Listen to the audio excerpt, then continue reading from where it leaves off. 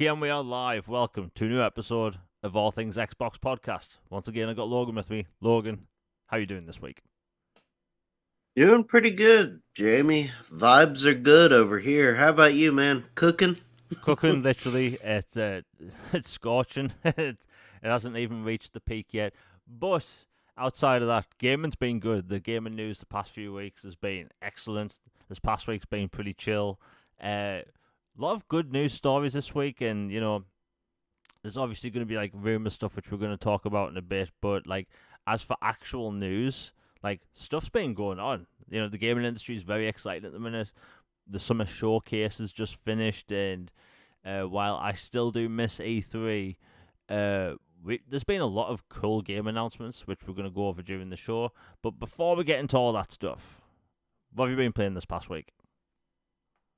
Well, I've been going through all the Black Ops games. I got through 1 and 2, and I'm almost done with Cold War.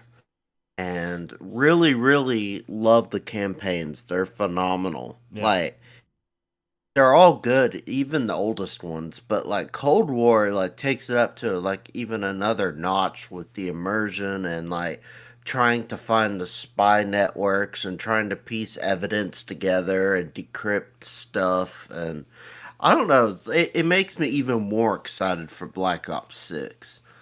And I've been playing those. I just started Octopath Traveler, been loving it as a nice change of pace game unwind with. It is very much pure, you know, er, Super Nintendo era type nostalgia JRPG, but with modern sensibilities and mechanics. Beautiful game, really good stories. They do talk a ton, though. So if you're somebody who gets tired to see a text going across your screen, you're gonna have a bad time, at least at the beginning. But really enjoying that. About to After the show, I'm gonna jump on to Still Wakes the Deep, which just launched today in Game Pass. It's that horror title set in 1975 aboard a Scottish oil rig. It's made by the team who did Soma and Amnesia series, and everyone's gone to the Rapture. Like they are really good. The Chinese Room, really like them, all their work. Excited to dive into that. And to issue a correction of something I had said last week, the game I was gonna jump into is Alyssa, not Alice, but it is Alisa, and it is a '90s style horror game. I saw the name, and so I just remembered to correct in case people were interested in it. But gonna jump into that as well, and that's my gaming plans at the moment, along with the new Bolt Gun expansion, which just came today. How about you, man? What have you been up to? a bunch of Lost Judgment. I'm about to finish it. It's that game's so good. Like I know the Yakuza series, it's been praised for years and rightly so. But the Judgment games specifically, like I honestly think I prefer the Judgment games. The story's amazing. The soundtrack's great. The gameplay is just like really addictive. Like going around the city on a skateboard, solving crimes. It's just really cool. Been playing a bunch of Gears of War. That Gears of War E-Day trailer that kind of made everyone just want to replay those games. And it's been maybe like a 2 year or something since I've played Gears of War for like properly, and it's so good. Gears of War Ultimate Edition. I do wish we could get the 4K patch, which we were kind of promised like 5 years ago. But all in all, it's a great game. It's a great game. Love that. Still looks great. The 60 FPS performance solid. I just finished a game called Little Kitty Big City. It's actually really good. I was talking about it last week briefly, but if people want to know what it's like to be a cat, knock things off shelves, it's pretty accurate. Uh, you can finish it fairly quickly. There's a bunch of like cool different achievements you can get, and I did actually play a bit of Still Wakes the Deep, which launched in Game Pass today. Let me tell you, you can tell this game has a way bigger budget than Soma. way bigger. There's other characters which you interact with. I'm still early on, but like you can tell it's going to be a scary game. I think a lot of people are really going to like it. I will say this though, if you're not from the UK and you find it hard understanding people with Scottish accents, you may want to turn the subtitles on because like you have people with like Northern Scotland like accents like Aberdeen and that, so maybe a bit difficult for people, but all in all, great game. So far, I think a lot of people are going to love it, and that's going to be a really big game. I think this year is pretty good for horror games. That might end up being one of the best. I really do think that.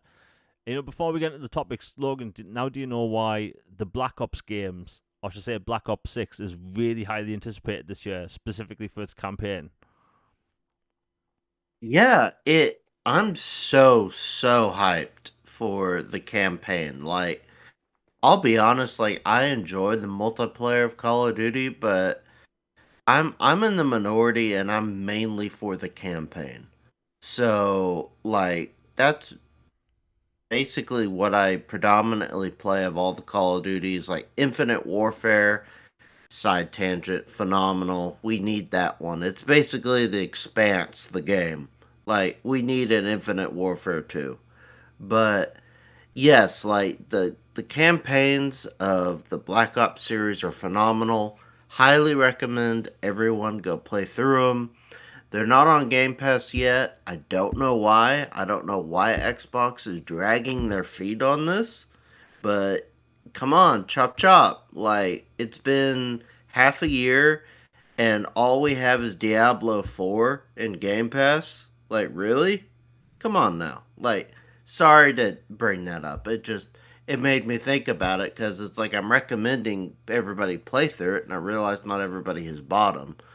Um but yeah, it's like phenomenal campaigns and can't wait for Black Ops 6. And apparently, it looks like they may or may not have retconned some stuff for Black Ops 6. Like Charlie Intel and some of those big COD accounts were tweeting like about the official timelines for the Black Ops series, and apparently like the stuff from the past, quote unquote, like the 60s and 70s, 80s, 90s stuff counts. But like in Black Ops 2, like the future stuff where you play as the sun and stuff, Yeah. and then Black Ops 3, which builds upon the future of Black Ops 2, apparently those were like punted into the sun or Yeah. something. So I thought that was interesting. Yeah, I'm Black Ops 2. It's a fun campaign, but it kind of feels like they jumped the shark with the story because in the first one you have the really intricate Soviet era story, but in 2 you have like hover bikes and like these like really cool like drone planes and stuff. It's all over the place. It's a fun game. Don't get me wrong. I think Black Ops 2 it's an excellent campaign, but like if you go from the first one to the second one, it's night and day. You wouldn't even think they're the same franchise, other than that one line where, oh yeah, I'm Mason's son. That's basically it. Um, but yeah, you're right. I hope they do put them in Game Pass soon because this is going to be the biggest Black Ops game to date. This has been, I'd say, this has had more development time than any other Call of Duty ever. Like, this has been in development for 4 years. They typically made in 2. They've said this is going to have some of the biggest levels, not just in size, but like length and like intricacies. Like there's like stealth missions where you can like bribe your way into buildings and stuff. So like as campaigns go, and like I'm in the minority as well, where I play these games for the campaigns. So like we're going to be getting a lot of content there. But anyway, we'll be talking about COD and the Game Pass stuff later on the show, and that's basically what we've been playing. But anyway, we've got a crap load of topics. Let's get into it. So let's get the bad news out of the way because there isn't that much. But Embracer unfortunately shut down another studio, which is like really disappointing because for the past year and a half we've heard nothing but like games like failing to meet expectations, shall I say. and studios have been closing down, and people like really hounded Microsoft this year for closing studios down. But Embrace has been on the sidelines. Like, they've closed more studios than Microsoft and Sony combined. It's crazy, and nobody's covering it. Like, the media is very quiet on it, which is kind of scary because it's like you should be covering this. But it's the developers behind was it the new Alone in the Dark game? Yes. It's so sad to see, man. It's so sad to see because it's happening all the time. And Embracer, like, they've been buying up studios constantly for like 3 years now. They were really relying on this Saudi Arabia deal to go through. It didn't happen, and then they were just left with, I think, 123 studios, and a lot of them weren't putting out big games or many games, and none of Embracer's games actually pull in money regularly with microtransactions. They don't do live service games, so it's like they've just been closing down studios. And I think they've actually just found reasons to close down studios. Because I didn't hear that Alone in the Dark sold badly. So I don't know what's up with that, but it's a shame. It's happening all the time. I do wish, though, in the future, maybe if, I don't know, something gets sorted out with, the whole business side of it. Like, rather than shutting down these studios should be allowed to just branch off and become indie developers, because it just makes no sense. We've seen other studios get picked up, like indie developers, they'll get shut down a year later. Well, why can't they just do their own thing and find their own funding? I don't know. Logan, I know you brought this up because, like, it's happening all the time, but what a shame. Yeah, it's a colossal shame. And, like, yes, everybody tears Xbox and Sony and the big companies a new one when they shut down a studio or lay off a bunch of staff, and, they deserve grief over that. But it does seem weird that this publisher has amassed quite a body count of studios that have been axed. Like, I even tweeted it the other day. It'd make EA blush how many studios they've killed off recently.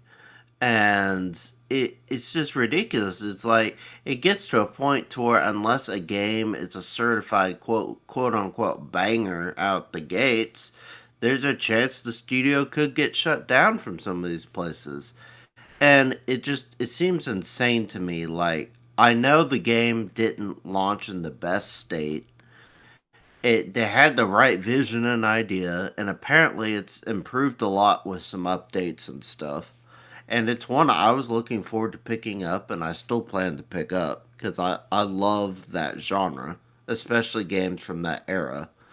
And it just it's just a shame that a studio isn't allowed to learn from a goof up or a mistake and to improve for their next one, and or branch out a little bit, or be given a fresh lease on life and allowed to try to survive on their own as an indie, or be sold to a different company instead of, it's like, well, you failed to meet expectations, you're donezo, and then you put the condemned sign on the door. It just, I don't know, it feels gross to me. Yeah, it kind of reminds me of like the theater business at the minute, cinema, because you'll have a movie come out worldwide, and then 2 weeks later they'll pull it from cinemas and call it a flop. Like, I don't understand that, because like years ago, movies used to be at the cinema for like 2, sometimes even 3 months, and now you see developers, Hmm. like for games, their studios get shut down sometimes a month after launch. Like, it's crazy. And I look at games like Mad Max. Mad Max launched in 2015, the worst day possible, the same day as Metal Gear Solid 5. And that game absolutely tanks. But over time, it's like on the top 10 list in the UK all the time on Xbox, because it's in sales a lot. That game, I bet that sold a few million just off word of mouth, because people talk about that game fondly all the time. And the same thing could happen I with believe it. yeah, and the same thing could happen with Alone in the Dark, and it's just like they're not giving these games a chance, and I hate to see it. And it like I said, it's not just gaming; it's movies and TVs. You have Netflix, they'll put out a new TV show, and then cancel the second season a week after the first week it came out because not enough people watched it. Like it blows my mind how these businesses are run. Like maybe there's some like back end thing that we just don't know about. But like remember back in this might have something to do with it. So back in we had the first super chat of the day by Nick W for $10. Thank you very much. He says, I was just thinking about this. During the 7th gen we got we got 4 Gears games, 3 Uncharted games, 3 Mass Effect games. Damn right we did. 3 Dead Space games, etc. We barely get 1 game per franchise this gen. Thank you, right? I've been trying to talk about this non-stop for years. I hate the long development times. Like, all the games Nick just mentioned there, by the way, they cost about $30 million to make. $30 to $50 million. Now, that's not, like, chump change. That's, like, a lot of money. But, like, we were getting really cool games. People would enjoy them, and we'd get a sequel 2 years later. And now, like, the development budget of these games have ballooned so much that if you enjoy a game now and it sells well, you might be waiting close to 10 years for a sequel. I'm sorry, that's unacceptable. I'm not having it. The space between It's insane. Yeah, it's insane. The space between Mass Effect Andromeda, and as much crap as I give that game, we got that game in 2016, and the next time we get a Mass Effect game, it's going to be 2029 possibly. No, just no. I'm sick of this, right? And I always talk about this, and some people just don't like it when I mention this, right? I wouldn't mind going back to Xbox 360 style graphics, right? Because some of those graphics hold up really well. Star Wars: The Force Unleashed in 4K looks like a modern title. Final Fantasy 13 looks like it came out yesterday, and we were getting these games all the time, and everyone was happy. Everyone was happy. These studios weren't closing down left and right. And, like Logan, did you hear anything like this during the 7th gen where, hey, this game comes out on a Tuesday and the studio shuts down the next Wednesday? No, like, honestly, studio closures were so rare. It was like at least to me in my circle, to where it was like humongous major news if something like that happened. Like, I remember Lionhead getting shut down, and it was like, what? You shut down a studio? Like, who does that? Like, what happened? Or, EA got their Grim Reaper reputation because of, Pandemic and, Visceral and, like, a few other studios. And everybody was like, geez, EA, could you, like, wait 5 minutes? Would you just stop? But, like, all these other companies, for the most part, weren't having that problem. And it, yeah, and like the whole budget thing, like you mentioned, we got all those Gears of War, we got the Gears of War trilogy and Judgment, and then all the Mass Effect games, the Fable trilogy, like all these sagas complete in one generation for the most part, and budgets of like 20 million, 30 million, 40 million, whatever, like not chump change but not ridiculous, and they were AAA massive titles. And you compare it to now, like Spider-Man, Horizon Zero Dawn, whatever, you see their prices leaked about how much budgets were, 200 million plus. And then it takes like a near half decade or more to get them out the door, instead of every couple years we get our sequel followed up. Like, imagine having games back then end on a cliffhanger and having to wait a decade or so to finish it. Like, we have to go back. This is insane. Yeah. I mean, I've just looked it up right now. So Mass Effect 3 cost $40 million to make. $40 million. Masterpiece. Yeah. Yeah, it's just the thing is, Gears of War 3, not Gears of War, Mass Effect 3, it gets this like weird reputation because of its ending, but like as a game, like it's a masterpiece. It's not as good as 2, but it's still masterpiece level for me because level design, story, everything about it, and that's $40 million. That game has more dialogue than Mass Effect 1 and 2 combined. It has the most unique levels than 1 and 2 combined.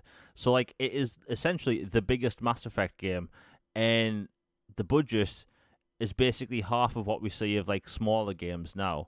And The Witcher 3 cost $75 million to make. The next Witcher game, Witcher 4, is reportedly going to cost upwards of $300 or $400 million. That's what they bought. Okay, a side tangent, like if I may. Yeah. Like to put that into like perspective of how much money and crazy that is. The whole OKC Thunder, my beloved basketball team is in Oklahoma City. When it was sold to the current ownership back in 2007 ish, they sold that entire enterprise to that ownership for about 300 something $1 million. Like, fast forward to today, it'd be worth a billion or two. But still, like, to put that in perspective, like, a video game costs today, like, to make and everything, as much as an entire professional sports franchise and all of its stuff. That is mind-numbingly ludicrous. Yeah, I'm just looking at my shelf right now. You know, that generation, we got 3 Splinter Cell games. Remember when we got Splinter Cell games? That was a good time. We got 3 Bioshock games. I think we got 6 Battlefield games. Like, we were getting these really good games. People would love them. And then, poof, 2 years later, sequel. And that sequel would probably end up being better than the first game. Like, looking back, we had it so easy during the 7th generation. Like, you know, everyone was happy. These games didn't cost an arm and a leg to develop. And, you know, No day one patches. no day one. Do you know, right? Okay, side tangent. Do you know when Battlefield 3 came out? And, you know, I was so excited to play that game because it was essentially my first proper Battlefield game. I put in the disc, and there was a pop-up saying, there's a 3 megabyte patch. 3 megabytes. And I remember rolling my eyes, thinking, okay, let's get this over and done with. Like, now, I wish patches were like that. But we had it so good back then. In my opinion, multiplayer was better that generation as well. But just the whole situation of just getting games regularly, like, and I see a lot of people on Xbox and PlayStation both complaining about this. Like, people say this generation's disappointing, and I think it's a good generation for games. But it's like, if you get a game you like, you're going to be waiting a very long time for a sequel. A very long time. Like, we got Gears 5 in, 2019? And we're going to be getting Gears of War E-Day potentially next year. But still, that's a long time in between games. I hate the fact that we have to wait that long in between games. But yeah, studios shutting down all the time. It is a bit strange how, you know, IGN, GameSpot, the people that do Rage Bait, they don't talk about Embracer. They just talk about Xbox if they shut down studios. Anyway, we'll move on. You know what? We'll get the Dragon Age thing out of the way quick. So, Dragon Age The Veilguard had its reveal trailer at the Xbox showcase. I personally think that was a bad trailer. A lot of people do think that was a bad trailer. However, a few days later, we got gameplay. The gameplay looks really good. And the graphics look good. I'm not going to lie. I think the game looks very pretty. But there's this massive drama online about the game straying too far from its roots and not being gritty. And I went back to play Dragon Age Origins. And even though that game looked dated the day it came out, I think I understand why people are complaining. And BioWare fans can be very protective. I'm one to talk. But like BioWare fans can be very protective, and you know, some BioWare fans will just accept everything and like it no matter what. But like I understand why there's people against it, because like Dragon Age Inquisition is not a colorful game. It is very bleak. The world, like everyone's just been at war. Nobody has any money. Nobody has any food. Like poverty's stricken across the lands, and it's a very grimy game. Very grimy. It's like darker than Lord of the Rings, darker than Game of Thrones combined, and that's what worked for it. And same with Dragon Age 2. And then Dragon Age Inquisition made it lighter. In this game, everything's purple and orange, and everyone's all happy and stuff. And I'm like, I understand people's complaints because it doesn't look like Dragon Age anymore. But for me personally, if it's a good game, at the end of the day, I'll get over it, and I don't really care. I just, I want good RPGs. I don't need everything to be exactly how I want it. Like Logan, what's your thought on that? Because I do personally like the whole gritty fantasy thing, but if it's good, I'm still gonna enjoy it.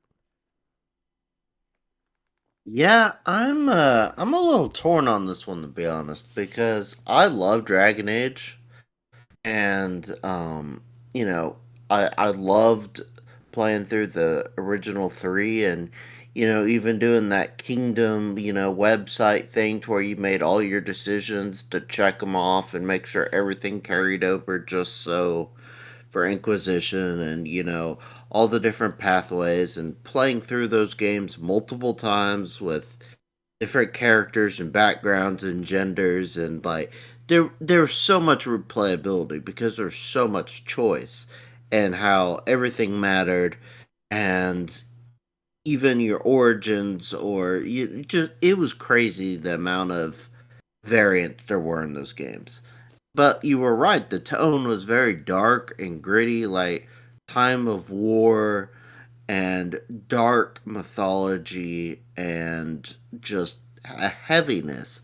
And to be honest, I'm not digging the Hello Kitty vibes of the the new characters and stuff. Like the original trailer when they showed an Xbox, it looked like BioWare's take on the Avengers but thrown into Dragon Age. And it was just like, what are we doing here? But, the gameplay obviously looks better and everything, but I don't know. I have some trepidation. I hope they nail it out of the park. But the fact that so many of the quote old guard from BioWare are gone and that this game has been in development so much, originally had multiplayer and focus and then they changed that and has been spun around so much to where they reveal it as the Dread Wolf and now it's called the Veilguard, which drop the please just Dragon Age Veilguard. Dragon Age the Veilguard is just it's like the Facebook. Just stop it. Um I don't know. I I want to like it. I want to be excited, but I'm kind of just ambivalent on it. Yeah, I think you're right about the name. Like, drop the. Like, Dragon Age the Veilguard doesn't really stick that well. Dragon Age Veilguard, though, that sounds better. But anyway, I'm looking forward to playing it because, again, I love RPGs. And the most exciting part for me is actually the fact that they're going back to the Mass Effect 2 of level design. Hub Mhm. worlds, no massive open world, no bloat. Like, even the developer said, there's no fetch quests, there's no The bloat. hinterlands. Yeah, or the hinterlands and like Dragon Age Inquisition. Go to one end of the area, collect 5 crystals. It's just no. And the thing is, like, we get open world RPGs all the time now, all the time. Not everything needs to be open world. So, like, the fact that it's going to be more a structured game, like Mass Effect 2, nobody complains about it being linear. Nobody really complains because it's so good. Nobody gives a crap. Uh, but if they nail that, I'll be fine with it.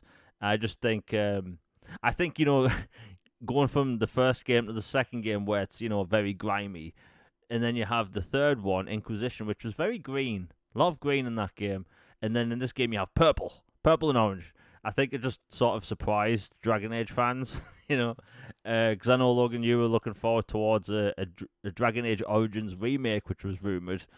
Um, because let's face it, Yeah, I'm day one for that yeah, if it happens. like that game needs it. We've talked about this before. That game came out 2 years after Mass Effect, and it looked 5 years older. like, like, oh, outside of that, great game. But yeah, we'll move on. And that's coming out later this year. Last bit of bad news before we get into the good stuff. Beyond Good and Evil 2, sorry, Beyond Good and Evil 2, we don't know what's happening with that. Beyond Good and Evil HD got delisted by Ubisoft, but there is going to be an anniversary edition which is going to be shown off on the 20th. I'm never going to change my stance on this. They should stop delisting games without notice. I'm sick and tired of this. It's been one of my biggest gripes. Like Microsoft and Sony and Nintendo should have a policy where developers have to let people know if a game's going to be delisted. Because on the Xbox right now, you can only buy one original Splinter Cell game, and I think it's Chaos Theory. The rest have been delisted for whatever reason. But yeah, we're going to see it in a few days. Logan, I know you want to bring this up because it is a shame to have an original version kind of, delisted. Yeah, Ubisoft isn't the only company that does it, but they've done it a lot. With the Splinter Cell games, some of the Assassin's Creed games, and the list goes on and on. And it's just, I wish they would give people like a press statement or a release, like advanced. It's just a courtesy. Like, if you're gonna delist it, which I don't think you should, but if you're going to, at least give people a heads up.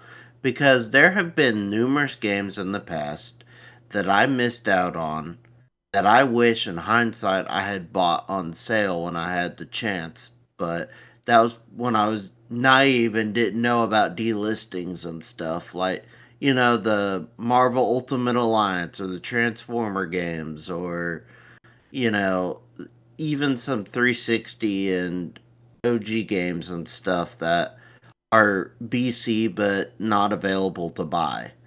Like, if I had known back then, I would have bought them. But so just give people a heads up. I mean, it's not that hard. Yeah, I mean, they delisted, I think it was Enchanted Arms in January. And, like, I put that in my wish list the day before they delisted it. Like, so I just missed out. But Ubisoft, like you said, they aren't the only ones doing this. It's happening all the time. It's just tiring. I want to have access to the original game because we've had remasters in the past or ports which haven't been as good, and sometimes the original games are just better. That's that. Anyway, we'll move on. We've got some good stuff to talk about. So, The Thing Remastered got announced, and it looks really good. Unfortunately, it was a game I missed out on back in the day because my local game store decided to not actually, have this thing called Variety. Um, by the way, if anyone's listening, you live in the UK, for some reason our game stores are obsessed with just stocking racing games. Like, it's been this way since the early 2000s. Like, oh, you want a video game from the video game store? Congratulations, we've got racing games galore. But yeah, I missed out on The Thing, but the remaster looks really good. It's done by Nightdive Studios. It's coming to Xbox. It's also going to be 4K, 120 frames per second.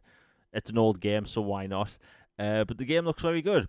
There's brand new lighting levels. There's going to be multiple different difficulty modes it looks like it's going to have in this game because the original was apparently really hard. Logan, I know you want to talk about this because there was a lot of hype around this remaster. Yeah, I everyone knows I'm a huge Night Dive stan, as are you. Like, I love what they do and how they go about it. And they've gone about talking what they're gonna do for this title in particular, and it is really cool. Like, they are working with several of the original leads on the game and in consultation directly with them and going like, okay, this was our original vision. This is where we nailed it. This is where we kind of missed the mark. Like, if we could, we would have gone back and changed this or this or this.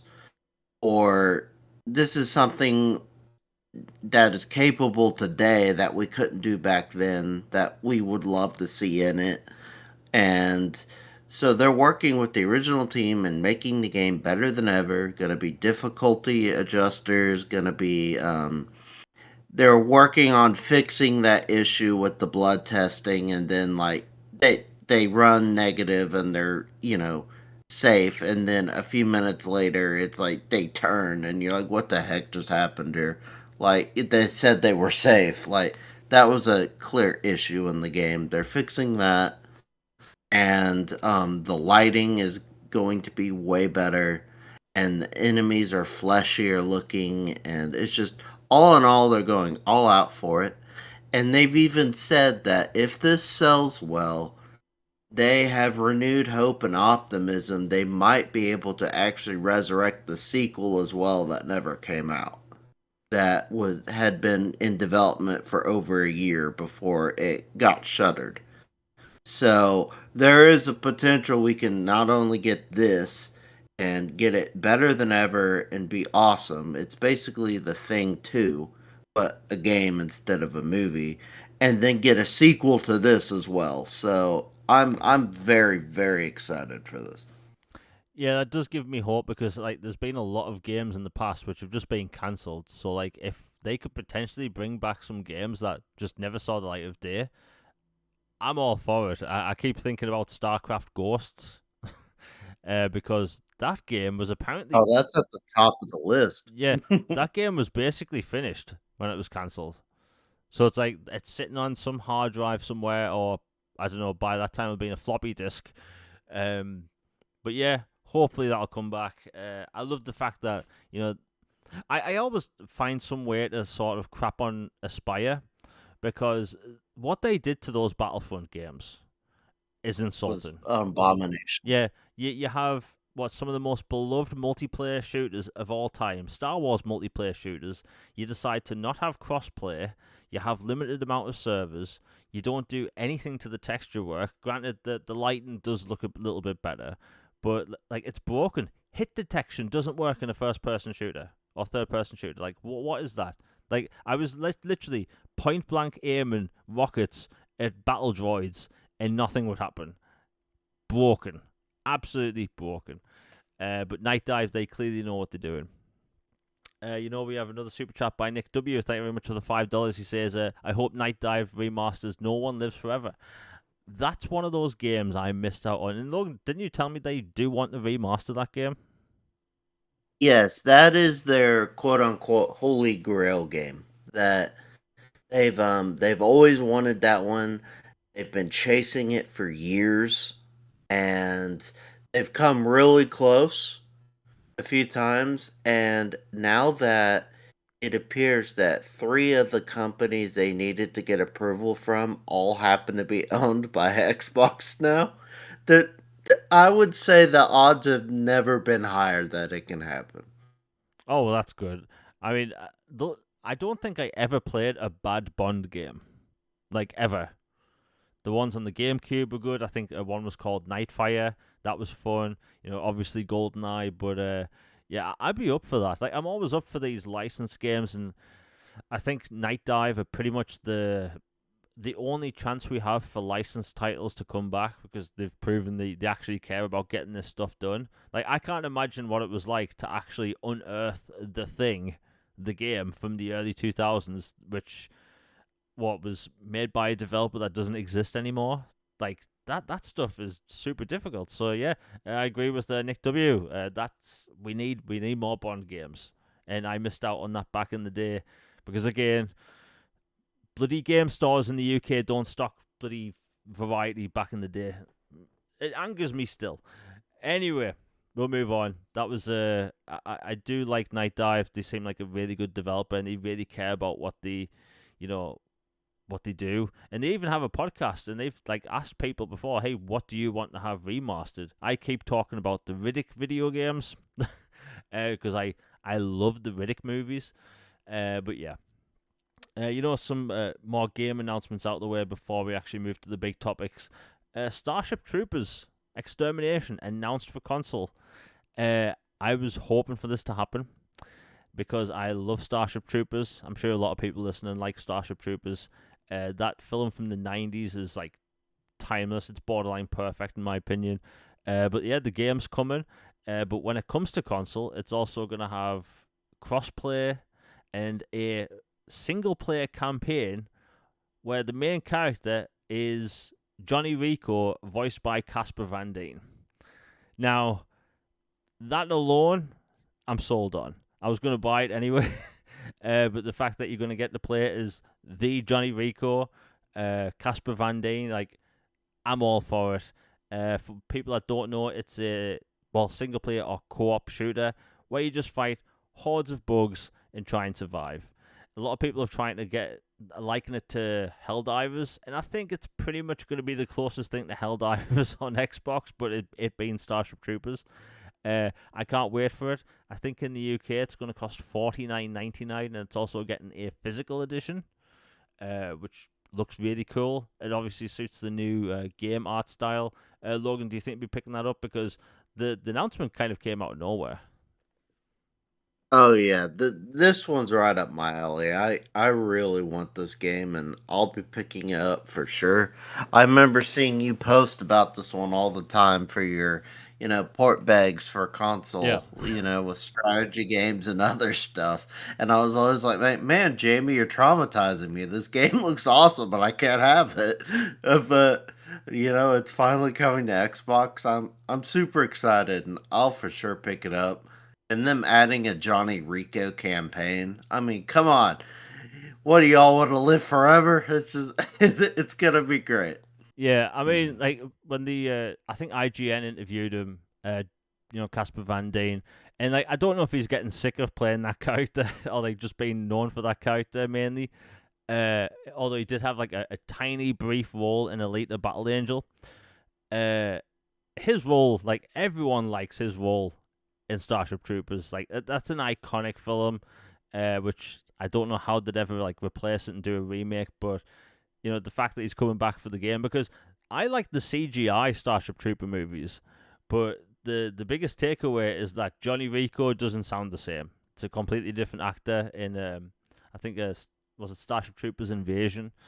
Good film though, but here the video game looks great. It's coming to Xbox I think in October. Anyway, we'll move on. On another game that was announced yesterday, which is a horror game, and completely out of nowhere by Saber Interactive, A Quiet Place, the video game. Now, I watched that trailer about 8 times because I love A Quiet Place 1 and 2, and it looks like they're trying to make Alien Isolation, but with those aliens. Now, I love Alien Isolation. And as I've said in the channel before, I'm a big old scaredy cat when it comes to horror games. Like, I'm terrified playing horror games. I still like them, but terrified nonetheless. And Alien Isolation was 33 and a half hours of me walking slowly, vent to vent, terrified, absolutely terrified, out of my balls, right? And it was a great experience. I love that game. And we may never ever actually get a sequel to Alien Isolation, which pains me. But A Quiet Place, the video game, it does look good, and it's coming out this year. It's obviously they want to carry over the marketing from the movie, which comes out, I think, in a few weeks, which looks actually pretty good. I'm looking forward to it. Logan, I know the announcement came out of nowhere, but what do you think? Oh, I'm so down for this. Like, I love the movie, Quiet Place, and I, love Alien Isolations. I love the genre. So, and Saber does good work. Like, I've enjoyed what they've done with the zombie series. Oh, For the World life War of me, I Z. can't remember. World War Z. There we go. Like, I've loved what they've done with that. Like, taking the Left 4 Dead formula and like blowing it up and making it bigger and crazier. So yeah, I'm down for this. This was a positive out of nowhere news. Yeah, I'm always like looking for like licensed video games because like we used to get them all the time, and then we kind of went a generation with like not many. But Saber Interactive, they are talented. They also making the Warhammer 40k Space Marine 2 game, which comes out this year. So like they're pumping out some really cool games. They are definitely a developer to keep your eyes on. And those are one of the developers which were able to split away from Embracer intact. So good that they like doing their own thing now. A bunch of their games are actually published by Focus Entertainment, which is my favorite third-party publisher. But yeah, if people like Saber's past games, definitely pay attention to this because again, A Quiet Place 1 and 2, those films are absolutely great. More people need to watch them. Anyway, we'll move on. Okay, so Nintendo had their direct today. And, obviously the summer showcases are basically over now. Well, up until, August for Gamescom. And I have to say, the Nintendo Direct, bloody good. Really good showing. I think, a lot of people are obviously happy that Metroid Prime 4 finally got revealed. And I believe that was announced in 2018. It was announced a while ago. Obviously changed developers since then, but the game looks fantastic. I think if you've been wanting a first-person shooter, a sci-fi first-person shooter on your Nintendo Switch, that's obviously going to be the go-to. I'm unfamiliar with Metroid Prime multiplayer in the past, but I'm guessing it'll have multiplayer. I mean, why wouldn't you for a first-person shooter like that? The game looked fantastic, but there's a bunch of games coming to Xbox as well. I just think I'll get it out there. I thought they put on a good show. They showed the Nintendo fans a good roadmap. A bunch of exclusives. There's a new Zelda game coming out. There's more stuff for Mario Party. All in all, I thought it was a very good showing. Logan, what did you think of the overall showing for the Nintendo Direct? They knocked it out of the park. Nintendo brought their A game, and they have a huge roster and library of nostalgic IP that people love, and deservedly so. And they're finding new ways to innovate and keep those franchises going with different takes artistically, spin-offs, all kinds of stuff. And I was really happy. Like, Metroid Prime 4, it actually exists. It was starting to feel a little Half-Life 3 for a while, because we had that picture and then not a peep for over half a decade. And it's finally, they show off something and you're like, wow, okay, I love Metroid Prime. So this is fantastic. Can't wait for that. They had a bunch of great third party announcements as well. Like a game from Mistwalker, which looks phenomenal. And obviously I know it's kind of a debate right now online in the Zelda community, but like I personally like the Link's Awakening kind of look and vibes. Like the almost chibi looking, Yeah. or like little clay figurine like Link and Zelda and stuff. Like I personally think it's kind of fun and different. So I'm totally cool with them doing another game in that style. Not everything has to be Breath of the Wild, or you know, personally I would love to see them go back to like um Twilight Princess or Ocarina of Time's kind of realism vibes as well. If they ever do that, I'd be thrilled. Like Yeah. they kind of went to the Wind Waker style for a long time, and then the kind of Wind Waker, but not with in the one that was set in the sky areas, and then um now with Breath of the Wild and stuff, they have a different style. So all in all, I think it was a great show. And look, two of the three did their job and showed up. Sony didn't, and I guess Joff didn't either. If you want to include him in a four. Yeah. I mean, we'll bring up Summer Games Fest quickly. That was a disappointing show. Like, that's our E3 replacement. Really? That? And I don't know. It's like, do we need Jeff Keighley to come out on stage and announce yet another game announced by Jeff Keighley? And like we have the Game Awards. I don't know. We've talked about this before. Like, I just think that if you're gonna have like Nintendo's showcase was exciting because it was just game, introduction game, and the stuff they showed looked really good. Donkey Kong looked good. I think the Zelda art style looks great. Personally, my favorite Zelda game was Wind Waker. I love that game. So like Hmm. I like the more cartoony art style. So like that whole diorama thing they've got going on, I think it looks great. So like this late in the console cycle, Nintendo should be technically slowing down, but it looks like they're ramping up, which is really cool. Um, so like like you said, Microsoft and Nintendo, they both have roadmaps, like active roadmaps for this year, next year. It looks really good. PlayStation, I mean, we're not going to crap on PlayStation, but they don't really have a roadmap. Um, Obviously, that'll change in the future.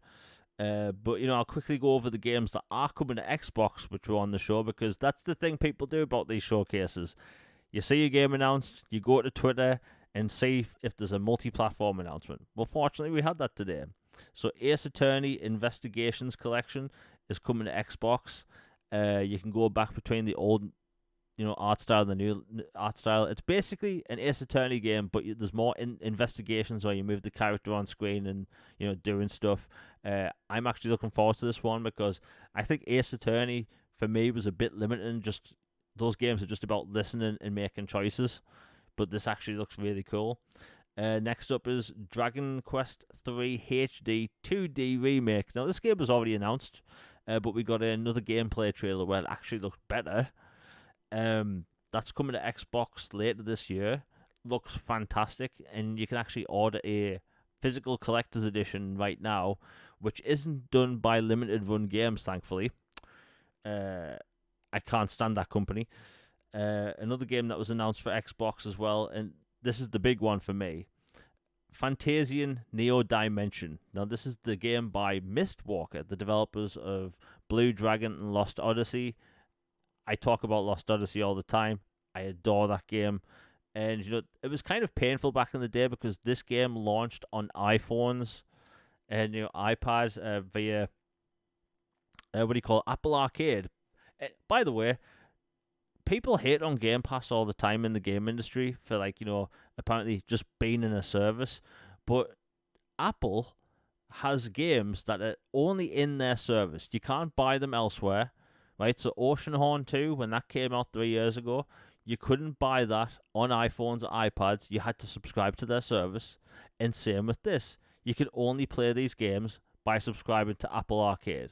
Well, thankfully, it's coming to Xbox and PlayStation, Nintendo, basically everything. So if you like Lost Odyssey, this is going to be one of those games I'd say is the must play. But the best part is that they've done a lot to this game. So they've went through and gave this game full 4K graphics, so it's not just a resolution bump. The graphics are actually better. It has a normal difficulty mode now. So this game has been hounded for years for being too difficult. So they've literally just put in an easier mode called normal, which is going to make this game much easier to go through.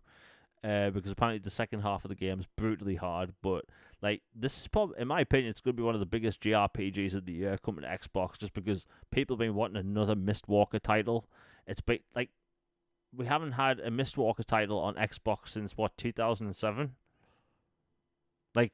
That's crazy. Yeah, it's been way too long. Yeah, way too long. But yeah, looks like they've done a lot to this game. Square Enix is publishing it. So, when I first saw Square Enix publishing it, I just thought, oh, here we go. No, it's coming to Xbox, which is really cool. So, there's something there for everyone.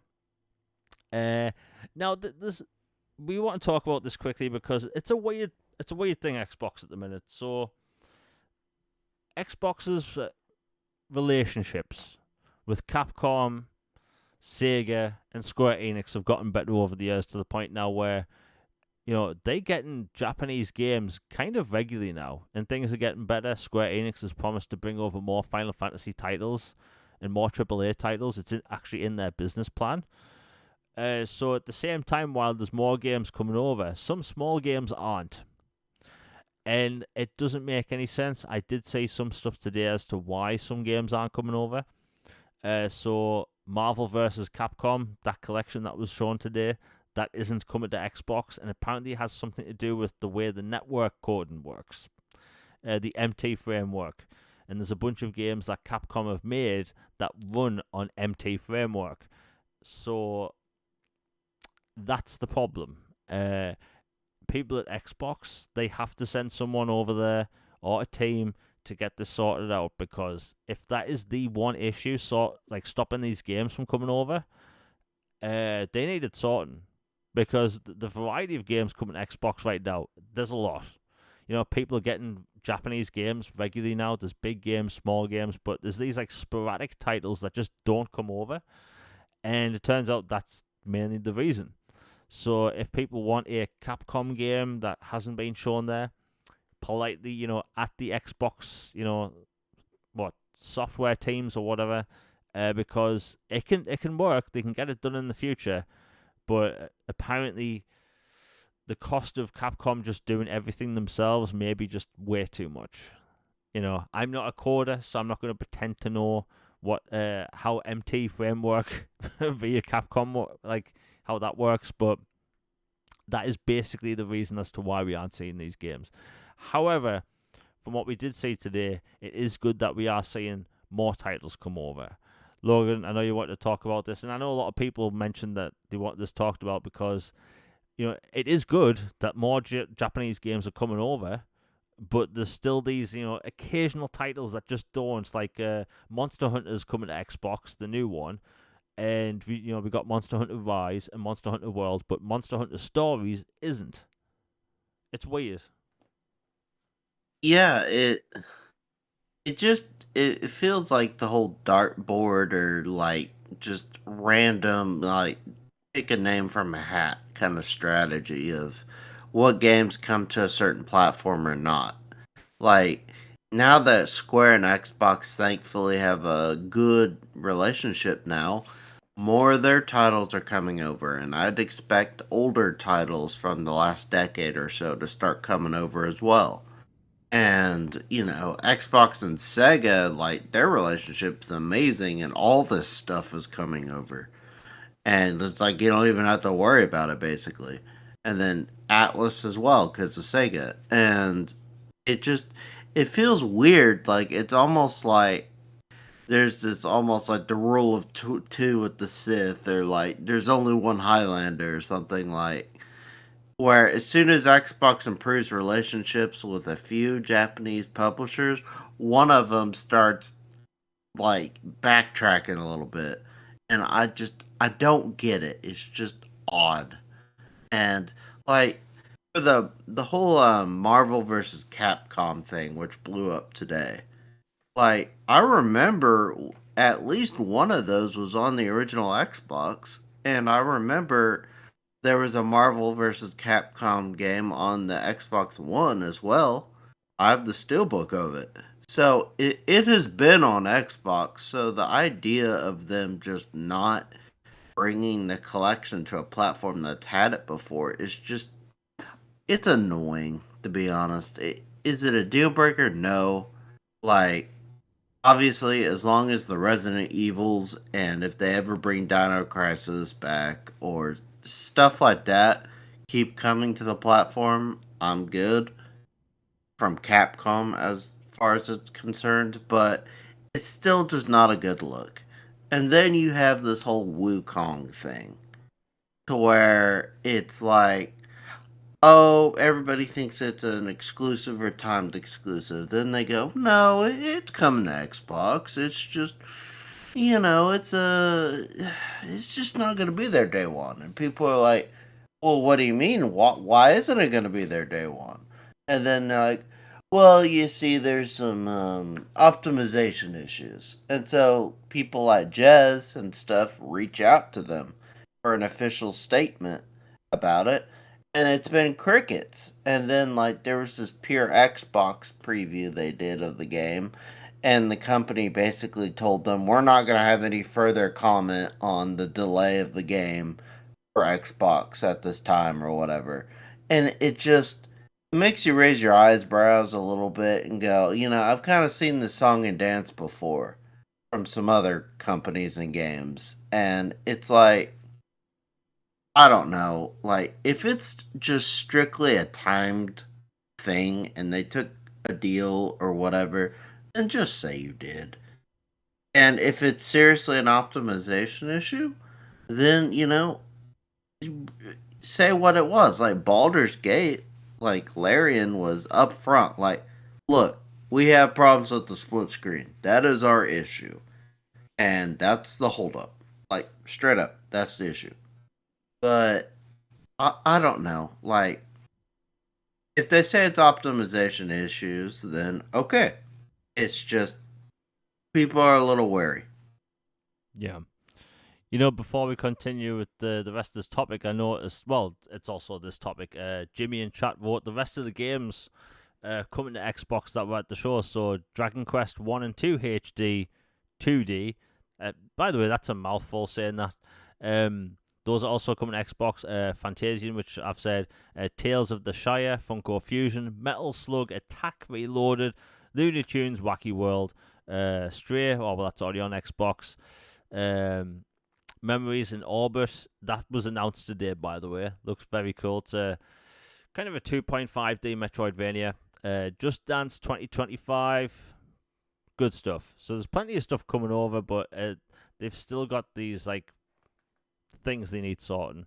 I know people have theorized in the past to Microsoft, like, they have Game Pass sitting there. Maybe some publishers think, hey, we'll wait for the Game Pass check.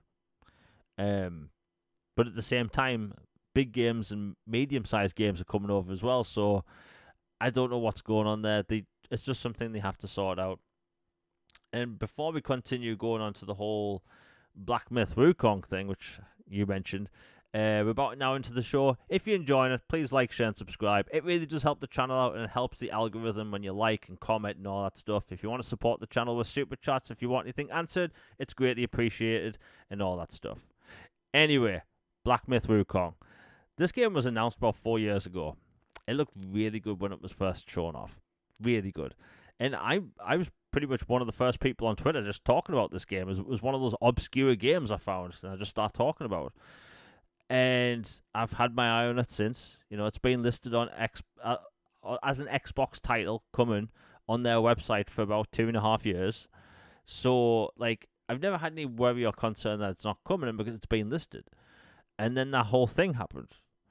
And like you said, if there's a problem with development, optimization, just talk about it. Like, they should just be open.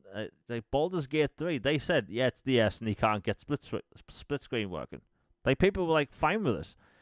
Because remember when Baldur's Gate 3 was announced to not come to like Xbox, people were losing their marbles. And then when they said like 2 days later, yeah, it is coming, it's just split screen stuff, people were fine. People know that the S isn't as powerful as the X. That is the fact, right? Like, I don't think it's the big hold up some people act like it is, but if it is a problem for some games, then I don't really say that much of an issue. Just they have to develop longer. That's perfectly fine. But if there's sometimes where games get delayed from one platform because they quote unquote de facto exclusive due to whatever agreements they made with that publisher, it's annoying. It's annoying as someone that covers these things, because I've covered Black Myth Wukong many times in the past on the channel and was going to next month. But we'll see. I will say this though. The detractors you see online, the people that do the whole forced negativity thing, only start talking about this game because of the announcement. And a lot of like certain content creators only start listing Black Myth Wukong as a title they want because it's quote unquote de facto exclusive, and I hate that. Like, so you weren't interested in the game to begin with? Yeah, it's cringe.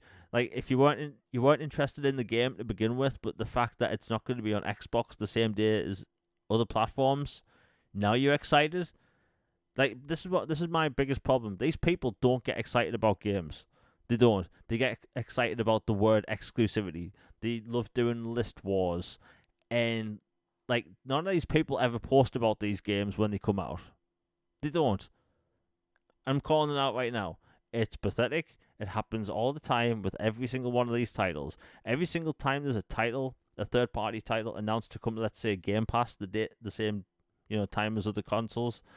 The people that say, "Oh, but I buy my games," they never post footage at all. No clips, no screenshots or anything. It's because it's all talk. It's all talk, and it's really annoying. But I just think if people are really interested in the game, talk about it. But just when it seems to benefit them because they can get some clickbait money out of it, like it's pathetic. It's really pathetic. People need to get over that. It's annoying. But as when it comes to the developers, they just need to be open about it because as soon as it happened, people were messaging me like, "Did Sony pay for this?" It's like, one, I don't know, like, but if there's something going on behind the scenes, we clearly need to know. Is the S to blame for everything? No, it was to blame for Baldur's Gate 3, but that is the only case I can remember that happening. So it is what it is. I am looking forward to Black Myth Wukong again. I've been talking about it for years, and it looks cool. It has an armor system. It's not really a Souls-like, even though it has Souls-style elements, which again I'm perfectly fine with. And whenever it's announced to come to Xbox, I'll be covering that on the channel. But until then, people, when you're on Twitter, notice certain people are only talking about it because of everything that happened last week. Bloody cringe. Hate it. Anyway, we'll move on. Just really annoys me, man. Like, if you're excited about the game, talk about it. But just because it's got the word exclusive attached to it, it's so annoying. Anyway, we'll move on. When I was on Boom's podcast last week, Mr. Boomstick's podcast, Paris Lilly came on, and he was talking about how he spoke to people that maybe worked for Microsoft. That apparently Microsoft's Gamescom is going to be pretty big. And if you've been paying attention to Gamescom for the past few years, like, Gamescom isn't really a big showcase where you typically show games. Like, big reveals typically don't happen there. However, it wasn't always the case. Back in 2015, Microsoft unveiled Halo Wars 2 there, which made sense because Europe and RTS games kind of go hand in hand. We also got the Quantum Break gameplay trailer then, and it was really good. So, like, that was the last time Gamescom for basically any company was treated as a big reveal showcase. And ever since then, they announced things like Flight Simulator stuff, Age of Empires stuff, because again, simulators and RTS games are huge in Europe. Makes sense. But it sounds like Microsoft might actually have another big showing, considering the amount of developers they have at the minute. And there's obviously big Game Pass announcements. There's the Activision stuff and apparent backwards compatible stuff. I believe it. I really believe it. Phil Spencer said about a year ago that they have so much to show and so many games in development that they have to announce things throughout the entire year. So, like, they obviously saved their big stuff for E3 or their summer showcase where all eyes are on them. So I can totally see them having stuff saved for Gamescom. What do you think, Logan?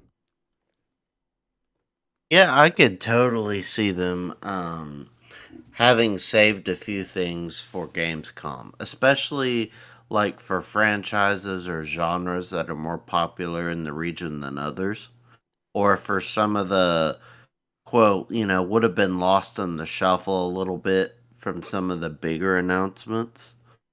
And it's insane just how packed that Xbox E3 quote was, because it's like I can rattle off 10 games and forget the other 20, and they were all really, really good. And then someone's like, man, I like this game, or I like this game, or I like that game. I'm like, oh, that reminds me, this was also there. And they just had so much to show. And the fact that they have even more is just great news. Like, yes, we all remember the, wandering in the desert years of Xbox, and thankfully it sounds like that's over now. So the games are here and they're coming, and it's great times.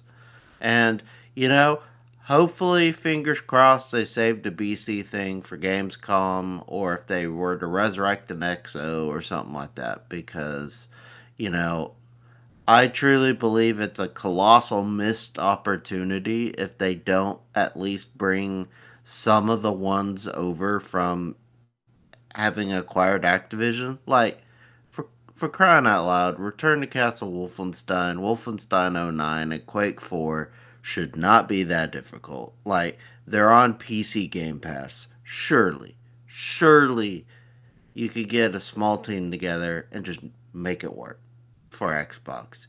Just come on now. Just like I think I think it should happen. I hope it happens. And it wouldn't surprise me if there were some sizable announcements at Gamescom. And you know, what better place would there be? This is not a tease, but just like what better place would there be besides Korea than to tease a StarCraft something or other. Like because RTS is huge in that region, and Korea it's like basically a religion. Like StarCraft is humongous, like national sport in Korea. But like tease a StarCraft or another RTS type thing, or a revival of some old franchises. Gamescom for a long time has been basically E3 1.25. Like, basically a rehash of E3 and a little snippet of something else. But I think this year that it'll be new stuff. Yeah, I think it's going to be interesting because, like, if what Phil said was true, which I do think, he was being true, like, who knows what's going to be there, Obviously, we've had the big gears thing, Fable, Perfect Dark, and stuff like. But there's developers been working on games over at Xbox for years now. Like, like uh, Obsidian have multiple teams working on multiple games. Ninja Theory have been making multiple games at the same time. So it's like, I do believe that. It'd be interesting to see if they have anything like that's specifically big for the show. I know people keep bringing up the Gears of War collection, but that would seem to be like a title you would save for a Gamescom type showcase. Um, while we're talking about the showcases quickly, um, Microsoft didn't give Jeff Keighley anything this year for their showcase. Like nothing there for Summer Games Fest, and honestly, like every year when this happens, people kind of roll their eyes thinking, "Oh, why didn't Microsoft give them something?" But honestly, I completely get it. Like Logan, can you imagine if their summer showcase happened and they gave Jeff Keighley, let's say, Gears of War ED? Like it wouldn't have been the same, right? Yeah, I to to paraphrase buddy Special Nick at Xbox era. You know, sometimes wish Xbox would be a little more hard nosed about some things. That's the friendly and correct version for YouTube. But basically, just you know, you see some places seem to like Xbox more than others, and some act like they just tolerate them, or some they don't even hide it. And it feels like you know what? Why don't you be the big dog that you are? And if you're not gonna get a proper shake from a place, then maybe just kind of, exclude them a little bit. Or sidestep them and make it to where, you know, we don't really need to be a part of this pseudo E3 charade thing that has happened. And we'll just do our own E3 thing. And yeah, so maybe that would explain some of the vibes about the Gears trailer aftermath and getting community noted and stuff. I don't know, but it's certainly something interesting. Yeah, so for people that don't know, right after Gears of War E-Day was first shown, Jeff Keighley put out a post, and rather than posting screenshots like he normally would, he posted basically this like long paragraph talking about how Blur Studios, who make excellent game trailers, um, basically wrote that, oh yeah, this was a pre-rendered CGI trailer, and like this game was basically like pre-rendered, but it was using in-game assets, using the in-game engine. It's like a lot of game trailers do this, a lot. That's how you have like cinematic game trailers at these showcases that run smooth, because it's pre-rendered. But I've never seen him post that before for any other game. Never did it for The Last of Us 2 or basically any other game ever. And that's what like kind of really annoyed people, to the point where there were people in the industry, like people animators over at Blizzard and Activision, that were like replying to this dude, replying to Jeff Keighley saying like, no, these all these are in-game models and all this stuff, and like how Gears of War E-Day is going to have 100 times more detail than Gears 5 in real time. And it's like, it came off as a sour note. Like, Jeff Keighley did come off as being sour over the fact that maybe Microsoft didn't give them something. Because remember, Jeff Keighley just doesn't get these trailers. Like, it costs a lot of money. Like, $100,000, $250,000 just to show a trailer at his showcase. Like, I honestly don't blame Microsoft. Like, why would you give this person who like, and I keep bringing this up, right? If people want to really get what someone's like, go back to the Game Awards 2019. The Xbox Series X was first revealed, and Jeff Keighley didn't look phased. But when Godfall was shown off and it said PlayStation 5 at the end of the trailer, he looked like a child on Christmas Day. He just got a brand new Nintendo 64 and a copy of WWF No Mercy. Happy as F, right? He was so happy about seeing this logo. It's like, we get it. We really do. And it's okay. Everyone has preferences. I'm not saying Jeff Keighley can't have preferences, but like, it really does come across as being that way. And by the way, while I'm talking about Jeff, this is another tangent. So if you want to co-stream his event, and I was actually going to react to his Summer Games Fest live, you can sign up for this thing, and you get some, you get PNGs, logos, and all this stuff, so you can make art, cool stuff. You don't need to sign up for this. You don't need to cover it. However, I signed up for it because I thought I'll get some cool game art and I'll cover it in advance. And some people told me that, even though their channels smaller than mine or about the same size, because they covered PlayStation, they got the link, and apparently I didn't because I'm an Xbox fan and I cover Xbox. I don't know if that is 100% true, but it really wouldn't shock me. And honestly, I'm glad I didn't cover it because it was frankly boring. It was 2 hours, and what was there really? Like, Logan, can you name anything big there that was interesting to you? Because it was 2 hours long, and frankly, I was bored. I liked Bloomhouse announcing that they are going to publish, they are becoming a horror game publisher, and they had a montage of games, which was really cool. And the game Neva from the developers of Gris. Those were like my highlights. And I'm blanking on pretty much everything else. Yeah, it was forgetful. There was some cool stuff there, but yeah, just thought I'd bring it up because, again, it came off as super sour. And by the way, whenever someone gets community noted, it doesn't actually mean anything. But I've never seen someone try and recover so fast from getting community noted. Oh my god, that was worse than the original thing. Yeah, like don't backtrack. Just deal with it. It's just a community note. But as we've heard from other people, that maybe Jeff Keighley is a bit up himself.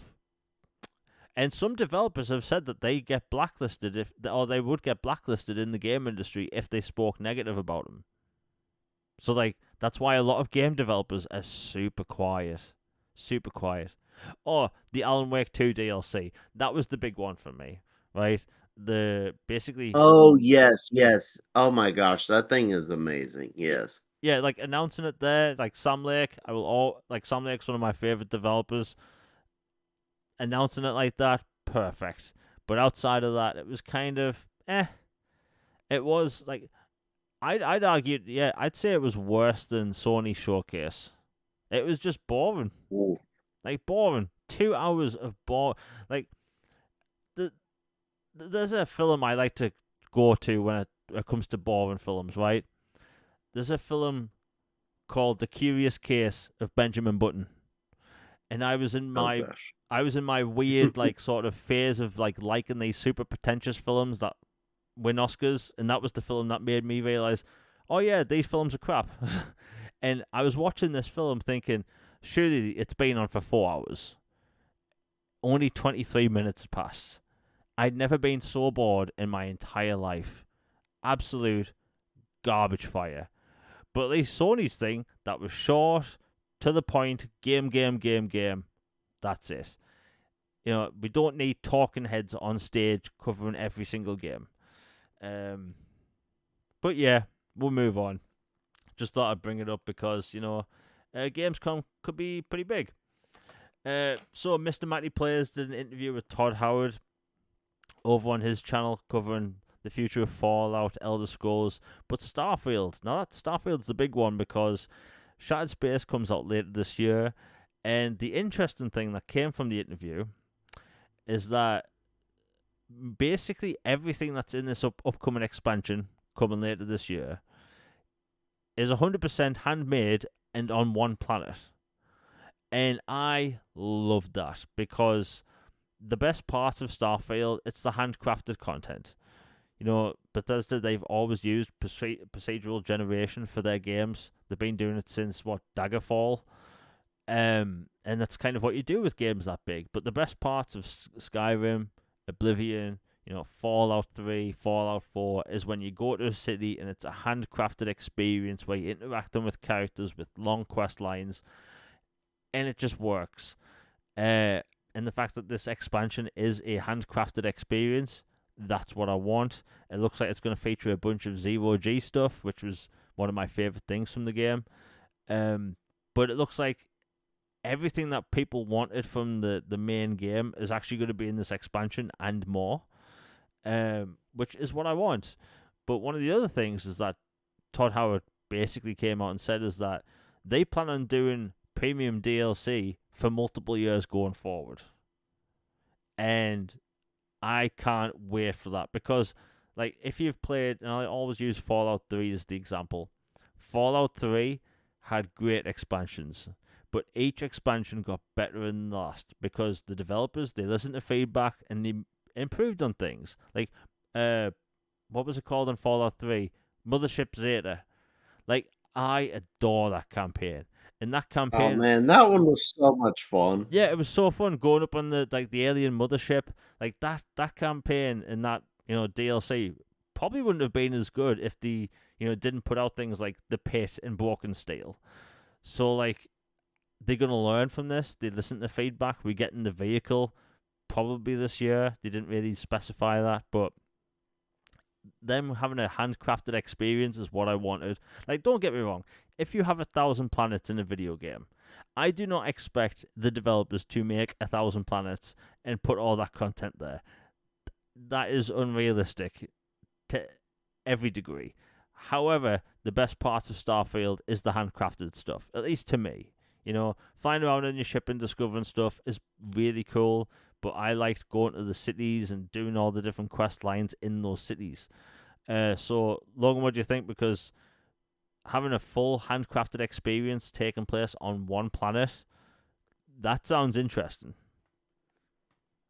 Yeah, I am really, really excited for this expansion because not only is it going to, have like this big quest line and, you know, hopefully answer some questions you had from some companions and some other stuff in the world. Won't get spoilery there, but like this should address some stuff and maybe raise some new questions. And it kind of had a little bit of Dead Spacey vibes, like in the trailer. Instead of like the sense of wonder and discovery that Starfield, the base game, has, this felt like, you know, something's not right here. Danger, Will Robinson. There's some bad vibes going here. So I'm looking forward to it. It sounds like it's gonna fundamentally change the game as well. Like there'll be some quality of life stuff and some like overall, like in the past when major DLCs expansions have come to like a Fallout 3, Vegas, Oblivion, or Skyrim, it has also changed some core gaming stuff, like added new items, new quests, new experiences, new skills, yada yada yada. I would expect that with this as well. And the idea that it all takes place on one planet, that is awesome news. That means this planet is going to be juiced to the gills. Like, it's going to have just like full on, like, wow, this is a big, big place to explore. Fully, artistically detailed. Lots of interesting people and creatures to see.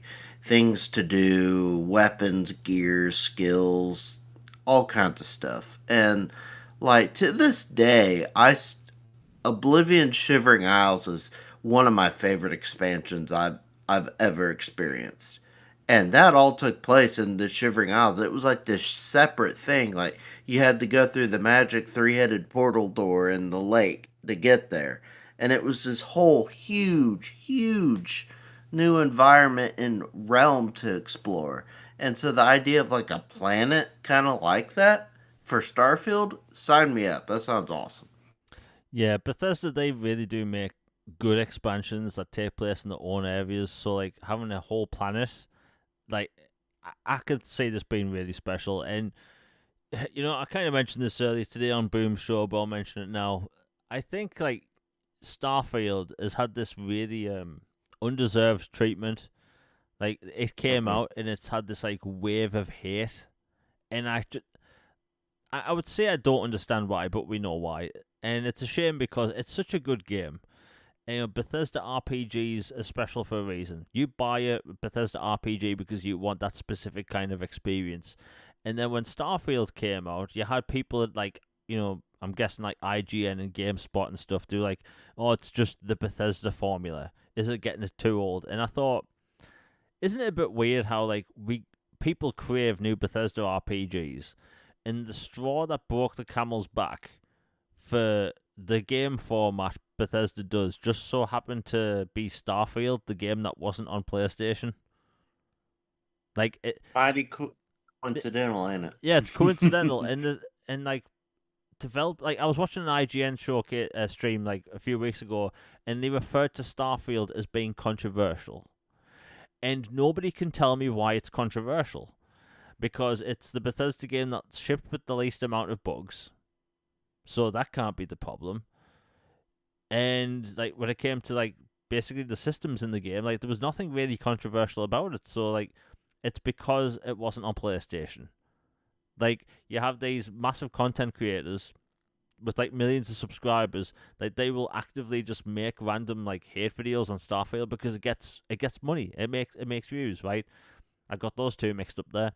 Um but like Starfield's like popular to hate on, and if you go back and look at Cyberpunk 2077, like that game launched in a horrific state, but they eventually fixed it, upgraded it multiple times, and then with Cyberpunk 2.0, they basically reworked the whole game so the first person shooting mechanics are way better, everything about it's better, and now it's one of the most beloved RPGs of all time. And it was arguably one of the most hated games for a long time. You couldn't talk about Cyberpunk online without getting this wave of hate in your comments. So, like, and you look at Starfield, it's like Starfield got this wave of hate for no reason whatsoever. So it's like, will they recover when it comes to perception? I hope so, because it's a special game. We don't get games like this often. And the potential they could do with this game when it comes to upcoming expansions, because again, Todd Howard said we will see premium expansions in the future, which is what I want. The sky's the limit with this game. It's just I hope more people give it a chance. I think people. It was one of those things where people were hating on it to be what part of the cool crowd. It's fun to hate on something all the time. Apparently, I don't get it. But anyway, the expansion looks great. Can't wait for it and all that stuff. I think a lot of people are going to have fun with this. I just hope the vehicle stuff does launch with that, because sometimes walking from base to base on a planet, it can take a while, especially if you don't have low gravity and a decent jetpack. Anyway, we'll move on. Oh, and about the interview Mr. Mighty Players did, apparently Bethesda aren't interested in doing a Fallout 3 or Oblivion remaster slash remake. Now that surprised me, because it was in the leak last year of games actively in development. So it's like, was Todd Howard lying, or did those games get cancelled? I In my personal opinion, I think that interview was a um a little misinterpreted a little bit. Like, not entirely, but like, I went and watched the interview, and it was really really good. Watched it from start to end. Mr. Matty did a great job. Highly recommend the interview. Todd is, charismatic as ever. And in that section, it was specifically Matty asking Todd about Fallout 1 and 2, the originals on PC, and trying to get them to run on a console and modernizing some stuff because, let's face it, they're dated, and dated for a reason, and they have some aspects that are, could use in a facelift. And he's Todd was like, basically, we look at stuff like that about revisiting this stuff and, potentially porting to console. Not to say we wouldn't do it, but basically that it's about resources and time, and if it makes sense for them to work on that, and that he thought some of the, jankiness or some of the mechanics of the first two should stay as they were, as a testament to the time and the experience they were made for, and that they are best experienced on PC, and he thinks that remains the case. Maybe that would change, but specifically when it came to revisiting older games, like the games he brought up were those two, and we're talking about those two. They never mentioned Oblivion or Fallout 3. And then it feels like people just ran with it and ran for Fallout 3 or ran for Oblivion remakes. Like, oh, those have been rumored, so that must mean that. Like, personally, I don't think that's necessarily the case, but maybe I'm just on hopium. I don't know. Okay, well that makes more sense, because I didn't actually catch that part of the interview. I just saw the headlines based on that.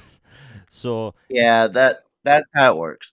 so if that's the case, I mean, it could still happen. And the thing is, like, given how big Fallout is specifically right now, like, why wouldn't you do that? Yeah. Actually, now that I think about it, wasn't a studio confirmed to be working on Fallout? Was it Virtua Studios? That I thought that was for Oblivion. Like, there was a Yes, studio yeah, working on one of. yeah, you're right. That was Oblivion, but like that stuff came out last year, so like who knows? We'll see. What'll happen. And like I said, Fallout is unimaginably huge at the minute. Like, people that don't play those games talk about Fallout now. Fallout 4 was the number one best-selling game in Europe for April. Like, that's a 9-year-old game. People love Fallout again. Not that they stopped loving Fallout, but it's been a long time since we had one. But Fallout 76, that's going to continue to get more content. I think if you're a Fallout fan right now, it's a good time, because there's obviously stuff coming. They don't want to rush games, but I think Bethesda's at a point now where I think they've realized, thankfully, that they don't want to go 8-9 years in between sequels, because like that's too much risk, and I think people are just fed up of waiting for things. Elder Scrolls 6 is probably going to launch in 2026, maybe. But even 15 years. yeah, 15 years for a sequel, and Like, when's Fallout 5? Like, that's the real question. When's Fallout 5? When's Starfield 2? We'll be drawing our pensions by then. You know, it's scary to think about, you know, but we'll see what happens. And hopefully, maybe we'll see something at Gamescom. You know, we'll talk about the Xbox marketing thing because it's kind of a big deal. There's been a bit of a shake-up where, you know, for the longest time, people have been talking about how Xbox's marketing isn't necessarily the best. I think people like back in the 360 generation, you have all of these companies, like they were advertising for months, if not years, for these games that were coming out. You know, you'd have billboards, you'd have posters on bus stops and the sides of buses and trains. Basically every game had this massive long marketing cycle, and over time it became less and less because less people are watching TV, more people have these streaming apps. It's all changed, and I noticed about several years ago that Warner Brothers Games, Xbox does this as well, and a bunch of other studios where if a game is about to launch, they will wait till the month of release to start doing the marketing. It sounds a bit dumb, but it kind of works. You know, Hogwarts Legacy, the biggest game of 2023, didn't hit its main like marketing cycle till the month before release. So like it saves money and it kind of makes sense sometimes. So when Hellblade 2 was about to launch, people were asking like, where's the marketing coming out? When does the marketing even start? And then 2 days later, it started a few weeks before launch. Well, now you have this Call of Duty game coming out, Call of Duty Black Ops 6. That trailer from last week has the most views from any game trailer on the Call of Duty YouTube channel. Like 50, I think it's 56 million views. In Call of Duty, those games get marketing for months and months. Same with like games like Assassin's Creed. These guaranteed success stories. They will market these games for months. They just don't care, which is, you know, it benefits us in the end. And people want to see that style of marketing across Xbox, and I completely get that. I think Xbox marketing needs to be, you know, actually out there. You know, if you live in Europe, Xbox doesn't really market that much, whereas during the 360 generation they were. But Logan, you said that you said that now they have some fresh blood over at Xbox. Yeah, apparently they're reshuffling a bunch of people. Like, they're like bringing some Bethesda marketing gurus, like shuffling them to one division, and like some Activision people around to a different thing, and some Xbox people to another. Like, they're reorganizing how they do their marketing and trying to make it more streamlined and precise, and where they are all kind of like more aligned is what it seemed like, which is a great thing. And it was funny is like usually when you see execs depart, or a studio talent leaves or something, it usually cue the negative Xbox articles or pandemonium online or whatever. But for this, it seemed like almost near universal. People are like, it's about time. People seemed really happy about it, which I don't know. It was just interesting. And so, frankly, I think a change of pace for marketing is not a bad idea. I remember 360 era, I know, for the Xbox, all things Xbox shot challenge, every time we mention Xbox 360, but um I remember when they did like legit Super Bowl ads for games and stuff, like the Halo 3 spot, which is famous, the introduced the bubble shield and the Brute Chieftains and all that. Like, they used to go pedal to the metal all out. And, maybe they don't have to do that, but at least more than, oh, shoot, the game comes out in a week. Maybe we should talk about it. Like, come on now. Yeah, like you said, normally when someone leaves, there's pandemonium. Not today. People are just like kind of happy about it. I think it's been it's basically been Xbox's Achilles heel for the longest time. Outside of messaging, they just need to market better. They have the money for it, they have the teams, they just need the leadership to do it, and it looks like they're going to do that now. And I think that like I know it's completely different in the US and the UK, but like in the UK, we need something. Just advertise on television. Like thankfully they have the Call of Duty deal, obviously because they own them now. So like I expect we're going to see Xbox plastered all over every trailer we see. I will say this though, Microsoft did miss out big time by not putting Game Pass in the Call of Duty trailer that hit 56 million views. Maybe it was an oversight. I don't know what was the issue there, but they should have had Game Pass in that, trailer because again, 56 million views on a trailer that came out a week ago. In fact, I think the only trailer that may have done that was GTA 6. Like, game trailers do not get that many views that quick on YouTube. They just don't. And that's something you just can't buy. But yeah, there's been a bit of a shake-up. It looks like things will change. And, look at it like this. Xbox, they have a great roadmap. They have great hardware, which developers are getting better at making games for. And, all they need is to tell people what's coming. And, you look at these, huge content creators, million plus subscribers, like Moist Critical, Asmongold, and all this stuff. Like, they were across the board saying, wait a minute, Xbox had a great show. I've never been a person that think, an E3 showcase would change the tides, but, that showcase last week really made people think, Xbox has a lot of things going for it. It's because they do. They have so many studios making so many different interesting games. And I think, if they can get... If Xbox can apply some of that Activision marketing to their first-party, in-house titles and hardware, that's a winning formula right there. Back in the Xbox 360 generation, they used to have, the de facto games console. Gaming was referred to as Xbox. At least in the UK it was anyway. No matter what you're playing on, doesn't matter if you're playing on a Nintendo Wii, a DS or anything, it was you gaming on Xbox. Much like how people said Nintendo for everything in the 90s. So, things can work, things can change, but it's good to see that Microsoft are shifting things around a bit because, again, they just need better marketing. And I've complained about this before. Their trailers need to actually tell people what their consoles can do. The amount of times I have to tell people that, yeah, you can play the first Black Ops game via backwards compatibility on your Xbox. It's not listed on the console, which blows my mind. It's crazy. Yeah, I have a story about that.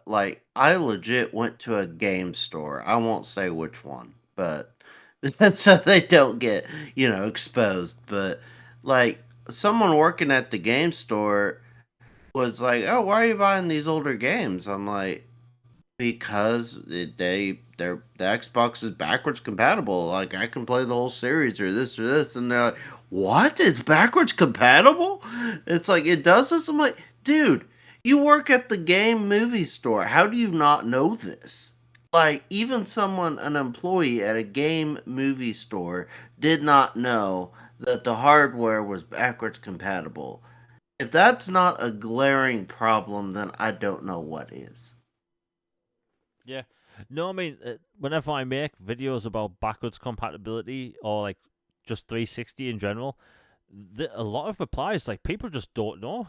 And the thing is, if you look on the box for the Xbox Series X, right, it says in the bottom, what, 1 terabyte SSD, 4K HDR, all that stuff, and that's all cool, right? But why not tell people that your console can play 4 generations of games on one box? Whenever the Call of Duty games get put into Game Pass, they need to plaster Call of Duty Black Ops and Black Ops 2 all over those trailers. Yes, you have Doom Guy. Yes, you're going to have, the Forza car. But they need to really go all out and let people know because people love backwards compatibility when they know about it.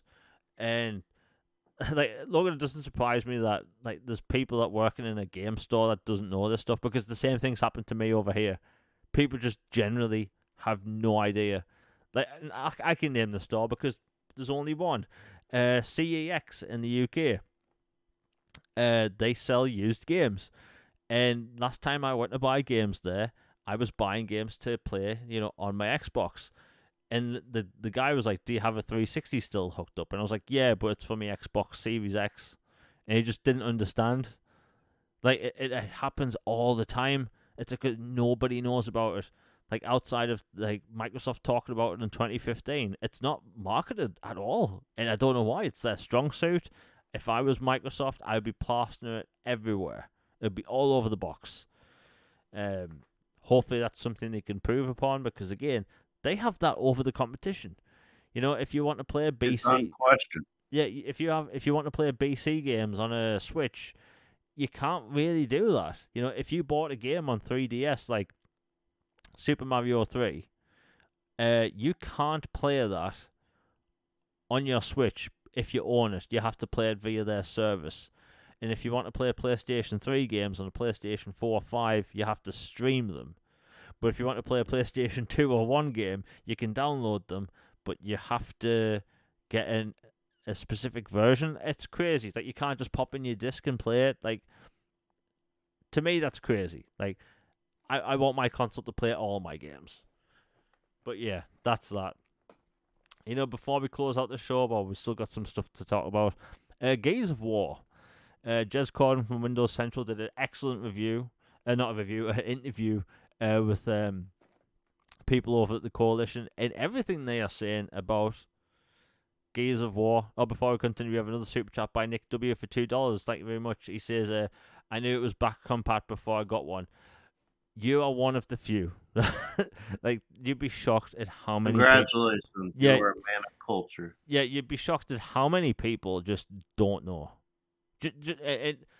Like, normally, I think it's like if you're more like tech savvy or like, I'm doing air quotes, like a hardcore gamer, like you do research, you know these things, you watch, videos, you watch the showcases and stuff. The normies, the people that go out and play, Call of Duty and Madden every year, and that's it. That's all they play. They don't watch the showcases. They don't read reviews. They don't read about what the hardware can do. They just hear resolutions and frame rates, and that's that. And like people just don't know about backwards compatibility. And honestly, it really triggers me because like it's like the best feature your console has, people don't know about. Like that, it blows my mind. Like you have access to over 600 360 games on your console. You have 80 original Xbox games. It's not a lot, but it's a decent amount. But it's like the regular people they just don't know, boggles the mind. But yeah, thank you for the $2, Nick. You knew because you actually know these things. Most people, unfortunately, don't. Again, I don't know, like how do these people how did they breathe without being told what to do? I don't know. But yeah, Gears of War E-Day by the Coalition. It sounds like they making this the game people want it to be. It's going back to its roots. It's going to be dark and gritty, but it's going to be horror-like because that first Gears game has elements and levels which are very much horror-inspired. They're going back to Marcus and Dom. People have been wanting to see Emergence Day proper because you saw Emergence Day, in a flashback in Gears of War 4 and in Judgment. So it's like we've seen little tiny bits of Emergence Day, arguably the most interesting part of that universe, which we just haven't seen in video game form properly. And also, they want to make the Locust feel scary. When you first encountered the Locust in the first Gears game, you don't have much ammo.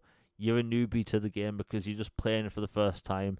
But like when you see Marcus fight that Locust in that trailer, like the Locust's massive, like overpowering him. Like the fact there's chainsaws on Lancers in the Gears of War universe because the Locusts are stronger. Like that's the whole point. And they wanted to do that with this game. And also, and a lot of people are going to like this, I know Logan will like this, like the game's going to be linear again. Oh, Like, don't get me wrong, I loved Gears 5. I liked the whole sled mechanic going across the ice and stuff. It was really chill and relaxing.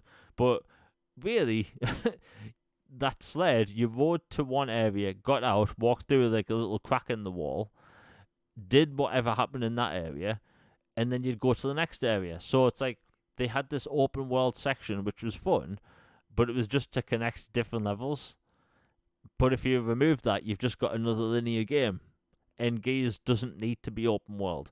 Everything in the modern age is open world, and people are sick of it. I'm sick of it. I know Logan is to some extent. Like, during the 360 again, like Logan said, if you're doing like a drinking game when we talk about 360 stuff or 7th gen, you're going to be hammered by now because the 7th All the gen, ambulance, yeah, man. like the amount of liver damage, Jesus. But like the amount of like people enjoyed like linear shooters, linear third person shooters during the 7th generation. We were getting them all the time, and now like we never get them. If Microsoft or Sony doesn't make them, we don't get them at all. Like hell, Ubisoft made bloody Ghost Recon an open world game. Like, who saw that coming? But I think people are going to be happy with this new Gears game, and it may be coming out in 2026. Sorry, 2025. If that's true, and they are going to have, a new Gears game next year, we could potentially be saying Gears of War, Fable, South of Midnight, and State of Decay all in the same year. Holy moly. And Doom. Yeah, and Doom. Yeah, I keep forgetting about that. Doom, the Dark Ages. Like, I think next year is going to be very good. Gears fans have a lot of stuff to look forward to. The developers have said that they want to carry forward to what people liked in the Gears games. Maybe introduce new weapons, new enemy types, obviously for things like Horde and stuff. But like, it sounds like this is going to be the Gears game that people have been wanting for years. I do want to see what happens in a Gears 6 at some point, but I think like the shot in the arm Xbox needed at that showcase was obviously the whole thing, but that Gears trailer, like people were literally getting emotional about that trailer because seeing Marcus and Dominic at the same time again, like people thought we'd never see that again. Like the only time you'd see Dominic is by playing like using his skin in multiplayer. So like that's why there's so much excitement around Xbox and Gears right now because like Gears, everything about their showcase screamed hardcore gamer, right? Which is what people have been wanting since the 360 generation again. You've got Perfect Dark, you've got Gears and Fable again, and they did a whole showcase without mentioning Halo, a whole showcase without mentioning Forza, and a whole showcase without really talking about live service games. Like everything they showed off were either single player or has a single player mode. So it's like it's a good time to be an Xbox fan because there's plenty of stuff coming. 2025 looks absolutely nuts. 2024 looks great. It's going to be a great year. We have Indiana Jones, Avowed. Avowed is going to have a third person mode, which Obsidian just kind of not told people about. Like, considering how people feel about third person modes at the minute, I would have been screaming that from the rooftops. But hey, it's coming. The game looks great. Logan, have you got anything else to say before we close out the show? Oh, yeah, a few things. One, about Gears, like, it is, like, I am euphoric that they're going back to the beginning and telling the story we've always wanted to hear. Like, to kind of to compare, it's not a perfect comparison, but it was like growing up with the original trilogy of Star Wars, and they always mention the Clone Wars. Like Obi-Wan, he's talking to Luke, and he's like, your father and I fought in the Clone Wars, and it was an era of this before the Dark Times, before the Empire, and you just always, growing up, had in your head, you're like, man, I wonder what the Clone Wars were like or like what this was like before all this and like what were the dark times and stuff, and then they go back and tell me like, well, sheesh, this was incredible, this is awesome, and it's just a whole different vibe, but it fits with it and it's perfectly, and you saw how they became friends and like how all this stuff connects, and like this is Gears's, Clone Wars. Like this is this is gonna be amazing. It's like the pivotal moment that shaped the universe and how it's gonna be terrifying and Krill and bring back monstrous locust and this was one locust absolutely Dom and Marcus were younger then, but they were still decorated, hardcore soldiers like Spec Ops from the Pendulum Wars heroes. And this single locust is absolutely just kicking his tail and making him look like a rag doll. So I can't wait for it. It looks awesome. Day one, glad they're embracing the horror elements again. Make gear scary again. Thank you. And seeing Dom and Marcus again is going to be emotional and great. And before we go, I was curious what your take on the debate that's been going on the last little bit on the Gears community about the do you think this is going to lead to a trilogy, like a prequel trilogy, or do you think this is a Gears E-Day and that's it, and then we go back and do six, or do you think they do a Gears, prequel trilogy, and then we may or may not get six? Maybe they just hope people forget, and then they do something else with Gears down the line. Ooh, you know what? As much as I want to see a Gears 6, and at some point I do want to see what happens with that storyline, I do think Gears was at its best when it's just about the Locust, regular Locust, and Marcus and Dom. Like, it's one of those franchise things where, you can have spin offs and franchises with different characters, but, people keep going back to certain franchises because of those characters. Like, Halo, Mm-hmm. Master Chief. I want to play as Master Chief.